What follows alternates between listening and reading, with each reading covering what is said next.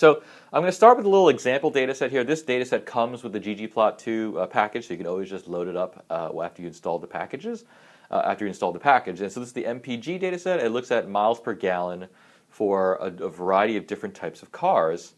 And you can see that in this data set from the STIR that I did that there's 234 observations, so there's 234 different types of cars, and there are 11 variables that are measured. In particular, I'm going to be looking at the displacement variable, which is an indicator of how large the engine is. So this is the DISPL variable. We're looking at the number of cylinders and the we're going to look at the highway mileage, so the HWY variable, and then we're going to look at the DRV variable, which is what kind of drive it is. Is it a four-wheel drive, a front-wheel drive, or rear wheel drive? So notice how the factors here are labeled appropriately. So, for example, the manufacturer variable is labeled by the manufacturer of the car, Audi, Chevrolet, etc. And then the DRV variable, which indicates the type, the drive, is indicated with the 4 for four-wheel drive, F for front wheel, and R for rear wheel.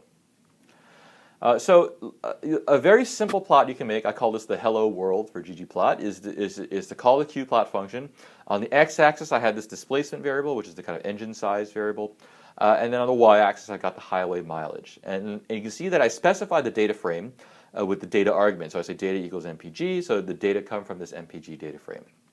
And so that's very simple. You can see that the plot that it makes looks very different from the traditional base plot. You can see that there's kind of a gray background and there's white grid lines behind it. The points are closed solid circles rather than the kind of the typical open circles from the base plotting system. And then there are labels on the x and the y-axis. One of the things we can do is modify some of the aesthetics, so we can highlight different subgroups of the data. So one of the subgroups can be determined by, so there's lots of different cars here. Some of them are front-wheel drive, some of them are rear-wheel drive, and some of them are four-wheel drive. So we can separate those observations out by looking at the DRV, the drive variable. And so I've specified the x and y coordinates just like before. I specified the data frame just like before, and then another argument I have is the color variable, and I'm going to say that the color is mapped to this drive variable, DRV, and all that says is that the different levels of the drive variable will be each assigned a different color, and notice I don't specify what those colors are, they're specified automatically. So you can see on this new plot here that the front-wheel drive cars are in green, the rear-wheel drive cars are in blue, and the four-wheel drive cars are in red. And so you can see that the front-wheel drives tend to have the highest mileage, the four-wheel drive tends to have the lowest mileage, and the rear-wheel drive is something in the middle. And notice that the legend was placed on the plot automatically, and the color coding the different levels of the factor variable. I didn't have to do anything special, and so it's very nicely kind of organized and thought out, and you don't have to do anything. Everything's done automatically.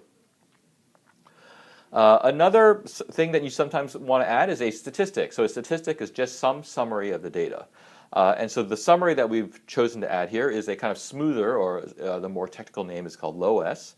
And it smooths the data, so you can see the kind of overall trend in the data set. And you can see that I do this by adding the geom argument, and the geoms that I want to put on this plot there's two types. One is I want to add the points themselves so I can see the data.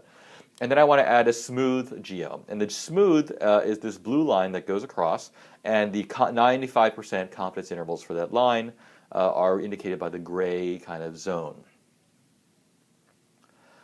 You can make a histogram with the qplot function by only specifying a single variable. So here I only specify the highway variable, and it shows me the highway mileage for all the cars in the data set. But then again, I like to kind of separate out which cars are four-wheel drive, which cars are front-wheel drive, etc.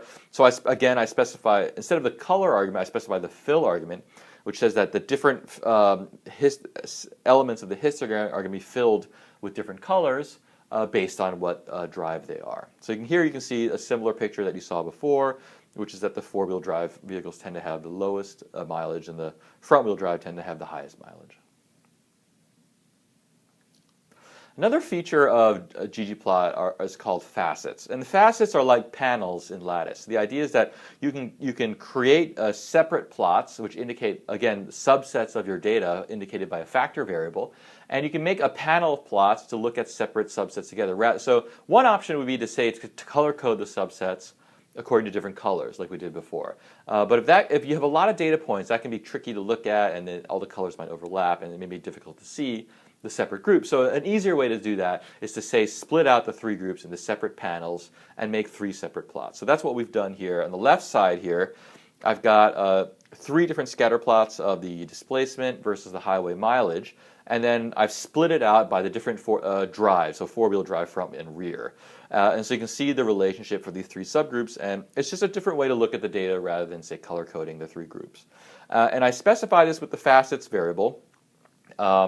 So I can, and the facets variable takes a format that's basically there's a variable on the left-hand side and a variable on the right-hand side, and they're separated by a tilde. And so the variable on the right-hand side determines the columns of the panels, and the variable on the left-hand side indicates the rows of this kind of matrix here. Now notice that in the left plot, which is outlined by the red box, there's only one row. And so there's no variable that indicates how many rows there should be in this plot. And so that's why in the facets argument I have a dot on the left-hand side. On the right-hand side, I've got the DRV variable, which indicates that that should indicate how many columns. And now because there are three levels to this DRV variable, there are going to be three columns. And so since there's only one row, there's going to be three plots all in a row like that. On the right-hand side in this plot that's outlined with the blue box, I've got three histograms. And notice that I put the DRV variable on the left-hand side of the facets argument now, so that indicates I want three separate rows. But because there's nothing on the right-hand side of the tilde, I have no column. So I just have the one column, no extra columns. I just have the one column for the three plots. And now I've got the three histograms. You can see you can look at the highway mileage divided up by the three groups. So that's a quick example using the qplot function, using some of the data in the ggplot package. I want to go through a slightly more involved example using a data set that comes from Johns Hopkins. So this comes from the mouse allergen and asthma cohort study, which is a study conducted here at Johns Hopkins of Baltimore children aged 5 to 17. These children all had persistent asthma with an exacerbation in the past year. And the overall goal of the study was to study the indoor environment, so the home environment of these children, and its relationship with asthma morbidity. So if you're interested in kind of seeing what a little bit of this was about, we have a recent publication, and I give the link here. So here's a little bit of the max data. You can see that there are 750 observations, and I've just put 5 variables here for the sake of demonstration. One is the ID variable. The second one is the ENO. So exhaled nitric oxide is a measurement that we take that roughly corresponds to a level of pulmonary inflammation. So a large value of ENO indicates some pulmonary inflammation. The second variable here that I want to highlight is fine particulate matter. So this is dust that is less than 2.5 microns in diameter. So it's very fine dust.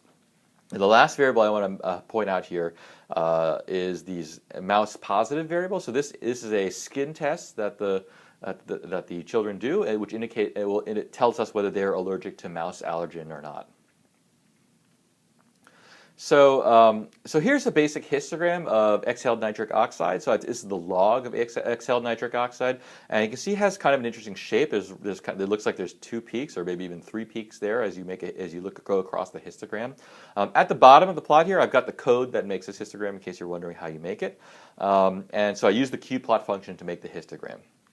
I've made another histogram, but I've color-coded the different groups, and the groups are determined by this mouse positive variable. So I've separated out the people who are are sensitized to mouse allergen and the people who are not sensitized. So the people you can think of the children that are sensitized to mouse allergen are more allergic, and they may be more sensitive. They have more sensitive to a variety of environmental triggers. And so you can see that roughly from the data, the blue bars are slightly higher, and the red bars tend to be slightly lower. So that suggests that the children that are mouse positive have slightly higher pulmonary inflammation on average. Another way to visualize this data is to kind of do a density smooth. So you can see that on the left-hand side, I add the geome density and to this log E&O variable. You can see that there are at least 2 peaks from the density smooth, and if you separate those peaks out on the right-hand side, notice I say color equals MoPos. So that's I split out the colors by whether they're positive to mouse allergen or not. And you can see that the 2 peaks roughly correspond to whether they're allergic to mouse allergen or not. And so this is a nice way to visualize this kind of one-dimensional data. Now, if you want to look at some scatter plots, I want to see whether exhaled nitric oxide is related to the level of fine particulate matter in the home. And so I'm going to look at PM2.5 and ENO. On the very leftmost side here, you can see I just make a simple scatter plot of log ENO and then log PM2.5, and it's a little difficult to see exactly what the relationship might be, but we'll kind of go piece by piece here. In the middle plot here, I've made the same scatter plot, but I've separated the 2 groups, so the mouse positive and the mouse and the non-allergic and the allergic children are separated by different shapes. So here I specify the shape argument, and I assign the shape to be this mouse positive variable. And now it's not really easy to see the 2 groups here. So there's one group that's triangles and another group that's circles. And because of the overlapping of the points, it's a little hard to see. So in the right-hand side here, instead of separating the 2 groups by shape, I separated them by color. And it's a little bit easier to see the 2 different groups in this plot now. One of the things you can do is to smooth the relationship between log PM2.5 and log ENO, and I want to look at how this relationship is different in the 2 groups. So I set the geome to be a point and a smooth, and rather than use low S, I'm just going to say I just want to use a standard linear regression model. So I say method equals LM. And that way I can look at the linear relationship between PM2.5 and ENO by whether they're allergic to mouse or not. And you can see that, roughly speaking, in the non-allergic children, so these amongst the red dots here, there's a little bit of a negative relationship, but it's not particularly strong if you factor in the kind of the confidence intervals there. And then within the allergic children, there appears to be an increasing relationship between PM2.5 and ENO.